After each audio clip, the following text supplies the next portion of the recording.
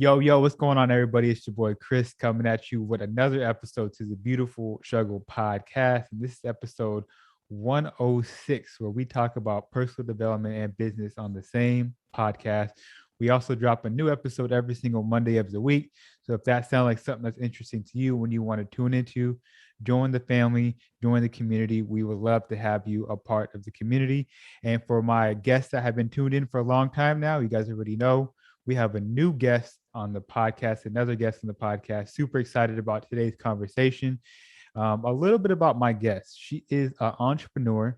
She's the owner of Best Care, a residential behavior health organization, and they have over 13 locations right now throughout the Arizona area. She's also a business consultant and a business coach. Welcome, the wonderful Myrrie Hayes. How you doing? Great. That was a great introduction. Absolutely. Got to do it right. Always got to do it right. That's Yeah. How you awesome. doing today? Thank you for jumping on the podcast. I am good, Chris. I am awesome. No complaints. No, that's wonderful. One thing with following you and, just doing a little research on you and whatnot, I noticed that you're always investing in yourself, which is absolutely a necessity. You're always going to like Yes. different conferences and masterminds and whatnot. I seen that you're with Master P, took a picture with Grant Cardone. That's super dope. How has that impacted you? And before we get into your story and whatnot, I would love to know, like, just being in these circles, how has it like changed you and like really elevated you?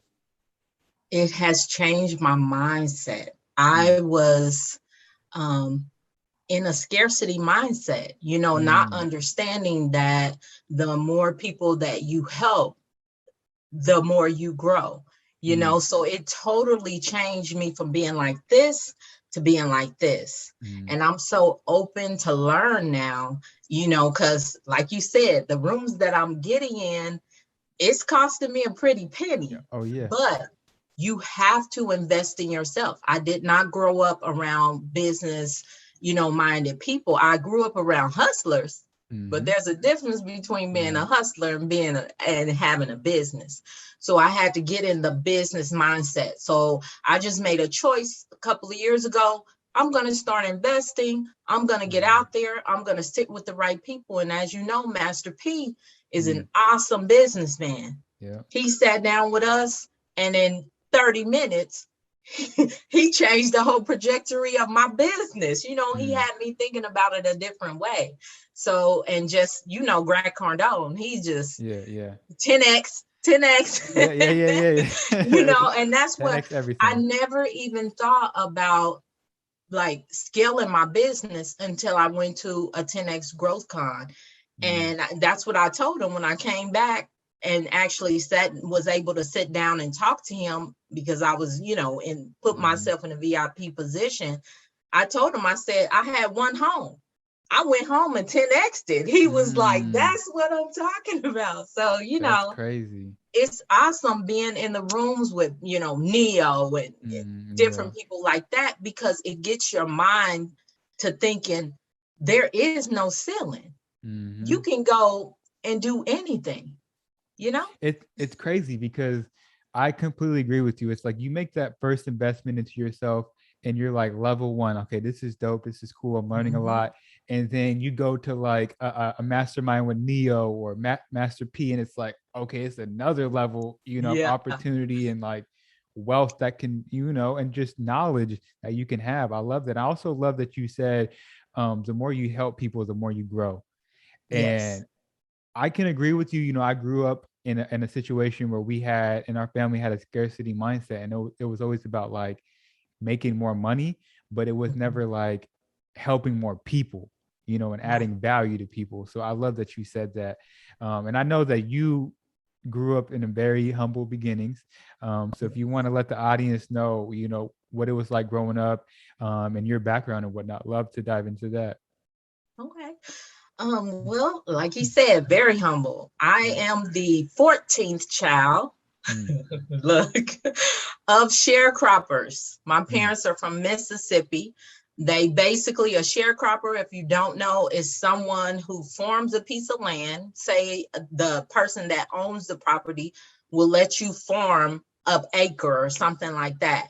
Whatever you make, they take their stuff off the top, and then you get what's left over once everything harvests. Well, that's my parents. And, I talk to younger people a lot, and I'm like, my brothers and sisters had dirt floors in their house. They had a 2-room house with a dirt floor. That's and I used to, when I was talking to my kids one time, I said, the generation before, and then I thought, those were my brothers and sisters. That ain't even the generation before. That's my generation. Yeah. So yeah, so leaving, from Mississippi in the Jim Crow, era where Black people couldn't go a lot of places, do a lot of things, had to go on the back door, stuff like that. So that's what I grew up under. So it was like, everything was kind of restricted. Don't do this, don't do that. So it was a lot of restriction growing up.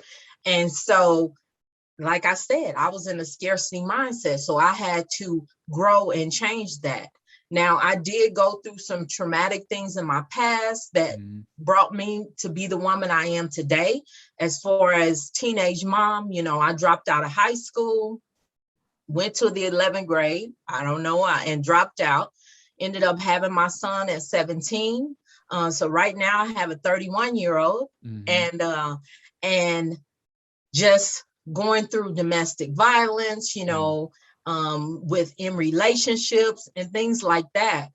And then getting to the point where I'm like, I don't have to take this. I'm a good person, and just letting those things go. So dropping some people off and then deciding, hey, I'm going to go to job corps, get my, my GED. Then I took that, got my associate's degree. Then I got my bachelor's degree. Then I went on and got my MBA, So it's been a process, just weaning out people that I didn't need to have a relationship with. And then also getting the mindset, because that's really big. I like to talk about mindset a lot because, growing up in that type of family to where everybody before you has been through, a lot of racism, a lot of oppression and things like that, it wears on you. And I'm the last of the Mohicans in my family. So it's been a battle, but I always tell people through therapy and investing in myself, I am becoming a new person. I'm renewing my mind daily, and just trying to change my life and the lives of others. No, absolutely. And you spoke about going to school and getting your associate, your bachelor's. When you were going to school, was it ever like a goal that you wanted to get your master's, or like what was your like thought process behind that? You're just, No, it wasn't. I never even thought. I wasn't even thinking like that at that point. When I was going to get my associate's degree, I was just like, I need something because, a lot of my brothers and sisters didn't go to college. A lot of them chose the military. So I was like, I got to have some type of paper, and that's what I was striving for. So once I got my associates, I was like, okay, that wasn't that bad. And then the people at the school were talking about, maybe you should go on and get your bachelor's. So I was like, all right, I'm going to try this. It wasn't that bad. So I went on, and it was hard.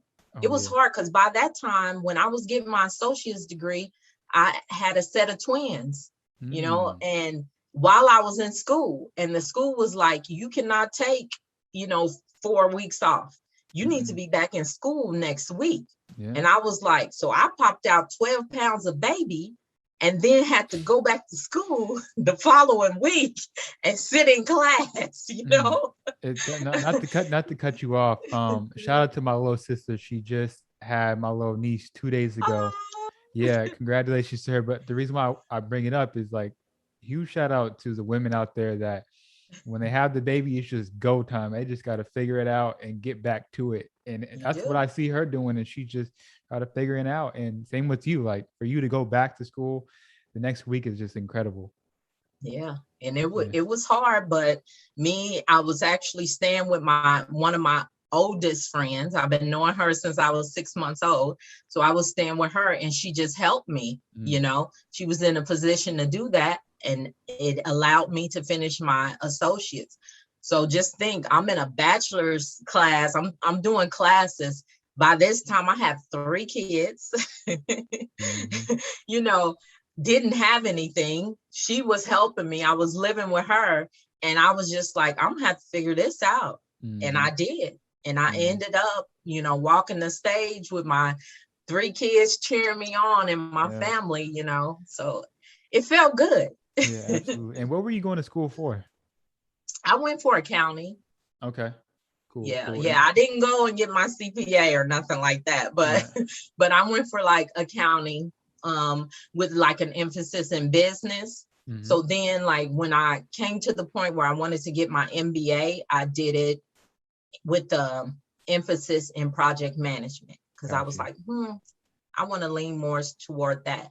But honestly, when I finished my bachelor's, I was like, I'm done. That's how I felt. That's how I felt. So you go and you get your master's. You walk across the stage. What happens after that? What's next after that? Right. At this point, you've already broken some generational curses in your family where you're getting educated now. What's next for you? Like, what's the next thing that you're like trying to go out there and conquer? Well, at that point, when I finished my master's, I was working in like sales in an energy company. And so I ultimately ended up applying for a supervisor position. So I was like, okay, I'm gonna do this. And my thing is, I have integrity. And I was in these meetings and they knew that I started on the floor and I had a rapport with a lot of the sales team. So they would tell me, you need to go out there and tell them this. You need to go out there and tell them. And I was like, I can't keep doing this, So I would go out and I would tell people, I'm going to tell you what they told me to say, but maybe you need to start looking for another job, So I would try to give them without going against the company. I would be like, okay, because the thing is, these people were, when I moved to Arizona, these people were like my family because I moved here by myself, so I was just like, I felt torn. So I couldn't do that for that long because that wasn't me. And so the person whose place I took was actually at a bank in sales. And they were like, we really think you would be great in this. Won't you come down and check it out? So I went, and I checked it out. Come to find out, one of the higher management that was at the energy company was actually at the bank. And when she saw me come in, she was like, you don't even have to interview. I already know that you're the best. She closed the door. She said, you ain't got to interview, fill out an application, nothing. You're hired if you want this job. Wow. And so I started doing merchant services. And I did that for about 1.5 years. But, I needed my own. Right. Okay. So before you needed your own, what made you move from Mississippi to Arizona? Now, I didn't. I actually, my family, everybody but me was from Mississippi. They moved to Kansas City. Now, I'll tell you why real quick. My brother was in the military, my oldest brother. He died in Vietnam. And the lawyers and all the people in Mississippi, you know how when people die in the military, you get the life insurance? Right. Because it was Mississippi, they were literally trying to hold the life insurance for my family. So they had to, a lawyer told them, you have to move out of Mississippi if you expect to get this money. So that's why my mom and dad moved. And they moved to Kansas City. And so I was born in Kansas City. Yeah. So me moving from Kansas City to Arizona was because I'm the youngest of 14. So they were still treating me like, by that time I had 6 kids, and my brothers and sisters was still treating me like little Myrrie. And so I came to Arizona in May of 2015, I believe. And no, it's 2013, sorry. And I visited in May, and I visited for a week. I looked around, I went back to Kansas City, and I told my husband, this is it, we're moving.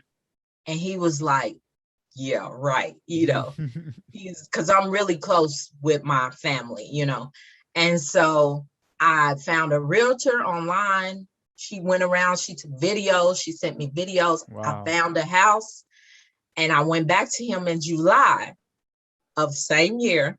And I said, we need to be in Arizona at the beginning of August. And he was like, for what? I said, to sign the papers on this house. And he said, are you serious? I said, yes, I'm not joking. So we went to Arizona, signed the papers on the house, and got all the utilities on, found out where the kids were going to school, came back. I packed up what I could. I packed up one truck, and I had a 4-bedroom house. I packed up one truck. I told the kids, take summer clothes and take your beds. We put them in the truck, loaded up like the Beverly Hillbillies, if y'all know who that's are. And we moved to Arizona, and wow. I just left. I left my house. I owned my house. I left it. It was stuff in it. I told my sister, sell what you can, take what you can. I don't care. Because God, I'm serious. God had told me to go to Arizona. And I had to break some type of chain or something. Yeah. I had to pick up and I had to move. And it was just that quick. People are like, wow, yeah, because my husband's a disabled vet. So he has, he doesn't have any ties to a job. And me, I've always been the type, I could do anything, as far as a job. So I just picked up and moved. Wow. So you picked up and moved, you're in Arizona, you're working a job, and then you're getting that feeling of like, you need your own, you want to do your own thing, right? What did you do from there? Like, what was the next move from you? What was your thought process? So the next move was I started an assisted living home, because I was hearing about how, the baby boomers needed help, start assisted living. So I hired a consultant, someone that I thought had did an assisted living, and she was walking me through the process on getting my assisted living open. And I did. I got it open. It wasn't a good experience, I'll say that, with the consultant. It was horrible, but I got my assisted living open, and I did run it for about 2.5 years. But honestly, I'm very soft-hearted. I'm a natural caregiver. And the place that my home was, it was not generating enough money to support it. Yeah, so ultimately, I'll go into kind of how I got into behavioral health. My sister, my oldest sister, she ended up with cancer. Now, my oldest sister was also all my life bipolar schizophrenic, so she would, fly off different times a year, most times she'd be normal when she's on her medication, and then she would kind of wig out. So anyway, she was in Kansas City, found out she had cancer. She was getting really sick. So she calls me one day and says, I'm coming to Arizona and you're going to take care of me, because she knew that I had that home. And I'm like, what? She was like, pick me up. So come to find out, she had left church with her Bible in her purse, told one of my other sisters to take her to the airport, and she flew, and I picked her up at the airport. She didn't have anything. She didn't have no meds, no clothes, anything. So I took her to the VA, because she was a vet, got her, checked in, got her meds and everything. checked her into my house, and she ended up staying there for 3 months, and she passed away because that home was not generating. Because the thing is with assisted livings, I'll kind of explain why it wasn't. People always say, you know, you can make money off assisted livings. Well, it depends on what area you're in, honestly, because people want care, but people want Scottsdale care in Arizona. You get what I'm saying? So if you're going to get $6,000 to $10,000 a month or more for someone, there's areas that your house has to be in. Well, at the time, I could not afford that. So I set my house up in an area called Tolleson, which is kind of, it's not lower income, but it's not high income. Right. So anyway, I'm sorry. No worries. So anyway, once she passed away, another lady in my house passed away. And while the lady was passing away, I mean, she had a lot of family. They were coming in, and I am an empath, and I feel energy. I feel all of that. So I was feeling everything. I was getting really depressed because my sister had just passed away. This woman passes away. I'm dealing, not dealing, but I'm accommodating her family being there. And then my first client ever that I took in, she passed away. I was like, I'm done. And I wasn't making any money. I was like barely, taking $1,000 a month home. And I was putting in 24-hour care for people, like literally. So once I decided not to do that, I was like, okay, what can I do? So I have a sister that moved here right after me. She is an RN. And so she was like, hey, what about this behavioral health thing I've been hearing about? So I started researching behavioral health homes, and I was like, so this is state paid, because assisted living is state paid, but it's a lower rate. And most times people want private pay. With behavioral health, in Arizona, it's called Access, which is like Medicaid. It's a decent rate. So we start researching, we start making connections and networking with people. And we were like, we could do this. So we teamed up, me and her, and we started that first home. Yeah. And where was that first home located? It was actually up north in Prescott Valley. Now, I'm going to tell you right now, if you're not familiar with Arizona, Prescott Valley at the time when we researched it was 1.2% minority. Wow. So you got two Black women walking up in these places. There was not a very warm reception, I will tell you. Wow. That's crazy. So after you opened the first one, and I'm assuming it starts running really well, what was like your next thing that you wanted to do? Do you want to keep opening up more? Was that your thought process to open up multiple locations, or did you just want to get one underneath your belt? No, at first it was just one. I mean, one home generates $35,000 a month. Got you. So I was like, we good. How many people are in the home? 5. Got you. Okay. Yeah. So 5 people that are cared for 24 hours a day. You do all the planning for them, help them with their medication administration, things like that.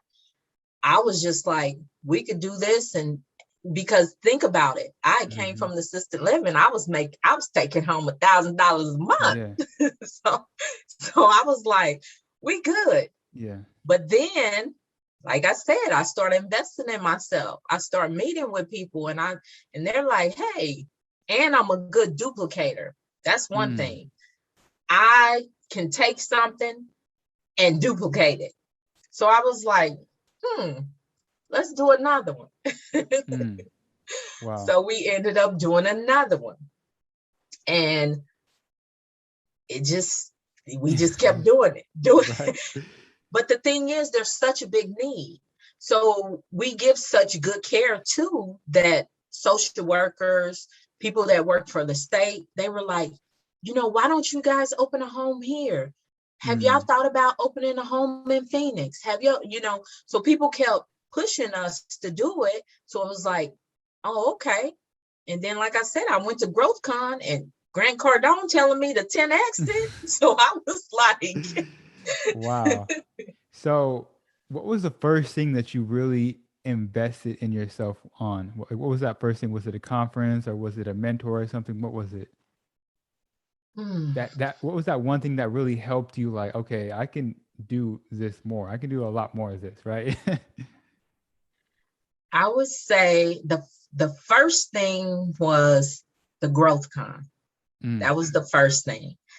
And then when we went there, it's a different feeling. When you're around people that you're networking with and they are like, they think like the energy, that energy, like, let's do some business, And he puts on a show. Yes. And the people in the crowd, just mingling with them, it's like, hey, what do you do? People just come up and they're like, hey, people just trying to meet. That energy it sets a fire off in you. So then once we went to that, somebody had mentioned to us about, Master P was having a mastermind. I'm like, oh, I've been hearing about Master P. I watch him on social media. I would love to sit down with him. So we went to Vegas, sat down with him. Master P was like, y'all done did this before. Sell it and do it again, So it was stuff he was telling us to do. It's like, we can keep doing this. He's like, maybe have other people come underneath y'all, which is one thing that we started doing too. We started an affiliate program where we bring people underneath us and train them and teach them how to do homes, So there was things, little gems and nuggets. And then we ended up meeting people in Vegas that we have a relationship with now in Arizona because they were from Arizona too. So right now, are you what was the point where you were like officially out of the homes and you were no longer caring? Or are you still doing that? Honestly, I still go back in because I want, and I'm not saying it may be once a quarter, but I feel like I don't want to not know what's going on. Yeah, absolutely. So I'll choose a house and I'll take a shift. And when they see me come in, my employees, hey, it's a little bit different. Yeah. But I want them, and I do one-on-ones where I'll just tell them, I'm gonna pop up at any time and just do a one-on-one because I'm constantly wanting to get feedback, on the business. So yeah, so I still, to this day, every blue moon, I just did it 3 weeks ago. I just worked in our home in Glendale. I took a shift. So yeah, I mean, I'm not every day hands-on. Once we got to a certain point, it was like, we need to pull back, me and my sister, and we hired a team. So they run the day-to-day. But yeah, we still do Monday meetings, every week. Well, when we can, because sometimes I'm traveling, because I travel a lot now. But most times on Zoom, I jump on, get my input, listen a little bit. But yeah, I guess now I'm to that point. Right. No, I was just curious because, it's a big like difference when you are a business owner and you go from working in your business to working on your business. And you're definitely in that point now where you have 13 locations, correct? Yes. So with you having 13 locations and many different employees working there, how do you lead them as a leader? Like, what are some, like, because you mentioned the Zoom calls, or do you have people in place that are, leading them and whatnot? What are some things that you do as a leader to, keep like a tight bond in the community within your employees and whatnot? Well, with us now, I have a leadership team. So Got you. I have a CEO I hired. I have a CFO now. We have some other people. It's about 6 people in leadership. Mm-hmm. And like I said, I stay tapped in as far as Mm-hmm. meetings. The CEO and the CFO have access to me where they Mm-hmm. can text me. We go back and forth a couple of times a week, if they have questions or they want to throw something, just out at me. But a lot of times I leave it to them Mm-hmm. because I pay them well Mm. and I want them to do the job. Right. But they know the things that they need to run past me or run past my sister Kay. They know that. But yeah, most of the time I'm hands off. Mm-hmm. I just try to tap in. I try to jump on meetings and ask Mm. questions. And because I want my people to never know what I'm going to be around, Mm. and that's a part of our, having integrity. Mm. Nobody has to be watching you. You need to be doing the right stuff at all times. Yeah. But How then, you do anything is how you do everything. that's it. That's it. So I'm like, I could be anywhere on the Yeah. boogie. No. Right. So with you, I'm assuming you have other businesses and other things you got going on. You got kids and whatnot. What does your family, your big family, think of everything that you're doing? You being the youngest one, being an entrepreneur. I'm not sure if that's something that was common anywhere in your family, or No. and it wasn't. So, what do your family think about you? You don't have a typical job. You are a business owner of, multiple different locations and whatnot. Yeah, my family is, as far as my siblings, they're supportive. My mom is supportive. Now, she did make a comment the last time I went to Miami. She was like, "What are you going to Miami for?" Because I flew into Kansas City to see her, and then I was like, "Mom, I got to go to Miami." She was like, "What are you going to Miami for?" I hope it's not another business. Then that's, so that's how my mama is. You doing too much. Mm-hmm. But my kids are amazing. They all have the entrepreneur bug. Like my oldest son, he has That's his awesome. own group home. He's one of our affiliates. My oldest twin, he is actually the CIO in our company. Wow. So he's the chief information officer for my business. I'm so proud. That's awesome. His twin, she does graphics, she does photography. So she's doing her own thing, but she's doing her own business. She's just like, "Mama, I don't want to work for nobody else," because we've been living this life of freedom that they're just like, And then my 16-year-old, he right now is focused on school, but he told me his game plan a year ago.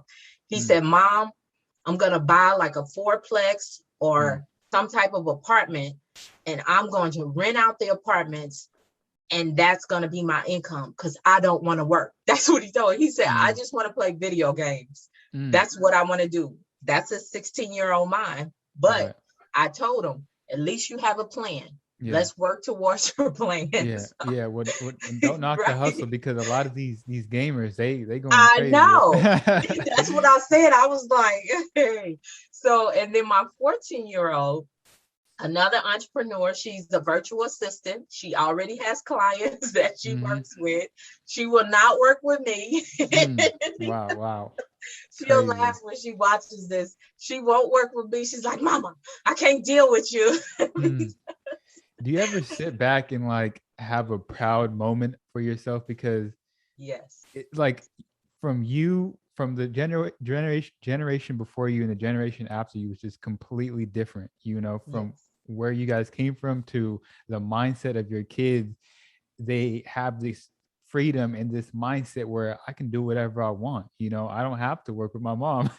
I don't have to do this. It's just incredible, that one person can just change so much in the family. And I can only imagine, your nieces and nephews maybe are looking up to you as well. It's just, it's incredible what that one person can do. Do you ever sit back and have that proud moment? I do. I do. And I'm like, what I set out to do is change my family tree. And people ask me, what does that mean to you? And I'm like, having options. My siblings felt like they didn't have options. A lot of them just went to the military, which is fine. You know, my husband's a vet. I'm okay with people going to the military, but they didn't feel like they had an option. I want my kids to feel like they had an option. I felt like I didn't even have an option not to have kids. People can't fathom that. My parents had 14. All my brothers and sisters had multiple kids. Wow. I felt like I had to, when they say that scripture, be fruitful and multiply, I felt like I had to have kids. So I had 6. And now I'm like, and people are like, you don't treat your children like they're your children. Because my kids, I'm not that maternal type. So I treated my household like a business. So there's things that I did with my kids that I'm like, I didn't treat my kids like children. I treated my kids like they were going to be adults. So I had things set up. You know, I was organized. I had drawers because I was organized, but I was lazy. So I would wash clothes. I had drawers with Sunday, Monday, Tuesday, Wednesday, Thursday, Friday, Saturday on them. Seriously, I'm not joking. And I would put a shirt, a pants, socks, and underwears in each drawer when I folded the clothes. That way I ain't got to think about it. They ain't got to think about it. So that's kind of how I ran my household. And my kids had to invoice me. They had to write out, I did this for me to give them money. I'm not giving you money. I'm not giving you an allowance. You're getting a commission, you know, because years ago I took Dave Ramsey class and I was like, I'm not paying you no allowance. This ain't no welfare. You're going to work and you're going to get commission. So my kids know when they do something, they have to invoice me and then I will pay them. Wow. So they're already in the mindset from children. And my youngest daughter, she's the only one. She's the one. You know how it's always the one. She's the one. Everything is a debate. But she's like, Mom, you know, why is everything always business? Because I'll be like, I'll bring it up in our conversation all the time. And I said, because life is business. This is business. And she gets mad at me. No, it's incredible. Like, I don't know how old she is, but when she gets 14. Okay, well, you know, in a couple of years, she's going to realize like, wow, I'm glad my mother was like this because now I'm ready for the real world and what like it has to offer and whatnot.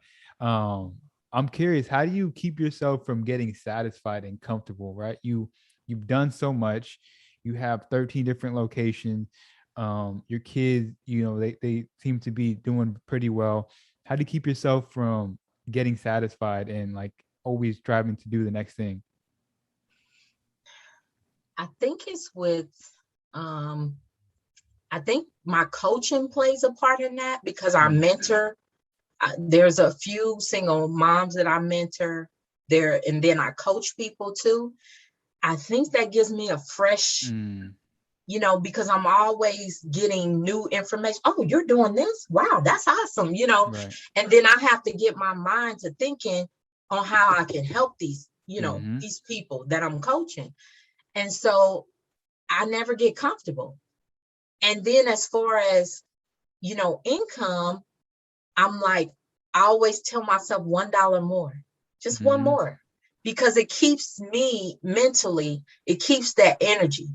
It's like, oh, okay, you know, like I invested in SHIB, you know, things like that. So you see the money and you're like, okay, that's good, but one more. And then it just keeps you from not just settling down, I guess. And like my mom said, maybe I do too much, but no, that's awesome. No, that's awesome. And you know, something else that I love about yourself is that you're super transparent. So I was on your YouTube channel and you just you were just beyond transparent, and I love it because it's so relatable for people. And I can only imagine, you know, the impact that you're having on other people out there, other women. What made you just want to be super raw and authentic, especially on social media, and wanting to put yourself out there like that? Look, I'll be honest. My best friend is a woman named Michaela, and I talk about her a lot on my videos because we're together a lot. She told me, because I am a duplicator. I told you that. Duplication is good at some things, but not others. She told me one day, probably a couple of years ago, I think, she said, stop trying to be other people. Just be you. And who cares who accepts it or not? She was like, just be you. It's like she got mad at me one day because I was trying to duplicate what somebody else was doing on their Instagram. And she was like, no, be yourself. She was like, I love you. Other people will too. And when she said that, I was like, well, dang. Yeah, absolutely. That's crazy, because I was just talking to somebody. We were talking about comparison and whatnot, and we were like, yo, comparison is a thief of joy. You're trying to do what other people are doing, you get frustrated because you can't do it, and you end up not doing it at all. That's it. Just be yourself. Yep. I love that. What are some, with you having so much going on, having a family, mother, business owner, what are some of the ways that you take care of your mental health as an entrepreneur? This is something that we're talking a lot more about in the community, but I feel like it's still something that we need to continue to push, right? Because we're always in the mindset of like hustle, more and more. But what are some of the ways that you're taking care of yourself and your mental health? Well, me, myself, I am, and some people may not think this is taken care of, but I schedule like everything. I schedule everything. I write everything down. Mentally, that soothes me. I don't know why, it just does, because I know exactly what I have to do. Yeah. And then once I have it scheduled out, I don't add anything. So you know how people will try to put last minute stuff on you? I've came to the point now where I say, no. And I tell people my week, sometimes I'm 2 weeks out scheduled. To me, because I have to schedule time for me. I have to schedule time for my family. I have to, so me seeing that soothes me, and it keeps me focused, and it keeps me grounded.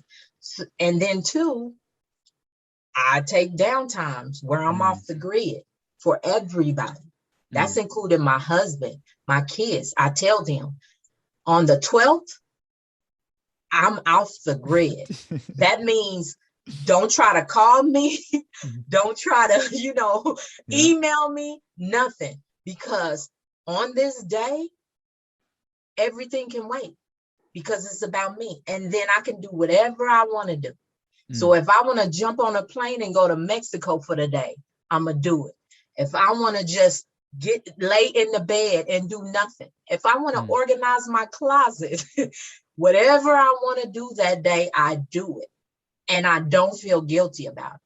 Some days, I'm going to tell you, look, because I am transparent, I sit and just binge. And I don't watch a lot of TV and a lot of movies. But if somebody mentions something and it's that day, and I'll be like, I don't feel like going nowhere. Or if it's, it's Arizona. So every blue moon is chilly. If it's chilly, I don't like the cold. So I'll snuggle up, cut on something, and just watch it. But once that day is over, I ain't watching it no more. Right. No, that's incredible. I love what you said about being organized and like writing everything down. I'm similar. Like I have to know what I am doing tomorrow. Like everything has to be written down. Like I'll be in bed and then I'll get up. Like I got to write this down. I got to do this tomorrow or else I'll forget. You know what I'm saying? It does help. It gives you clarity. It does. And it gives you like direction as well. So I love that. It's been a phenomenal conversation. I appreciate you being transparent and whatnot. We can start wrapping this thing up. One thing I always have my guests do for the audience is leave them one last piece of advice, one last gem, and it could be anything. It could be whatever you want. We'll end it on that note. Ooh, Anything you want. Well, I would say there is a lot of, things happening, a lot of people wanting to jump out and be an entrepreneur and things like that. My biggest suggestion to people is, first of all, figure out what you're doing. Figure out what you're doing. I would say, if you see a problem somewhere, be the solution for the problem. Don't just jump out and say, hey, I'm going to do this. If you have pain points, say, this is my pain point. Let me find a solution for it, and then make it a business. So that way you already know that you are the solution to someone's problem, because you were a solution to your problem. So that is like the biggest thing, because everybody's jumping out now and trying to, start businesses and stuff like that. And in order to be successful, you have to have someone that is going to consume your service, consume your product or something. So you need to be a solution to a problem. Yep. Problem solving. Yep. Yes. Love that. Where can people find you? Where can people reach out to you if they have any questions, if they want to contact you, listen to you talk on social media? Where can people find you? Oh my goodness. So you can find me on Instagram. I'm on Instagram as My Reasons Why. It's MYREESONSWY. WHY. My Reasons Why. We're gonna link everything down below. Okay, so awesome. Let them know. Yeah, you can find me on Facebook under Myrrie Hayes. My website is the Myrrie Hayes, because somebody bought up Myrrie Hayes. They're trying to sell it for like 20,000. Yeah. People slick. I was like, I'm gonna start doing that. Right. And then you can find me on Twitter under My Reasons Why. You can find me on TikTok under MH Empath. And let's see, where else can you find me? YouTube. Let them know about YouTube. Oh, YouTube. You can find me on YouTube under Myrrie Hayes also. So yeah, I'm all over the place. You can find me. Absolutely. Well, once again, I really appreciate your time. Really appreciate you jumping on the podcast. And with that being said, it's your boy Chris. I'll catch you guys next week. Peace.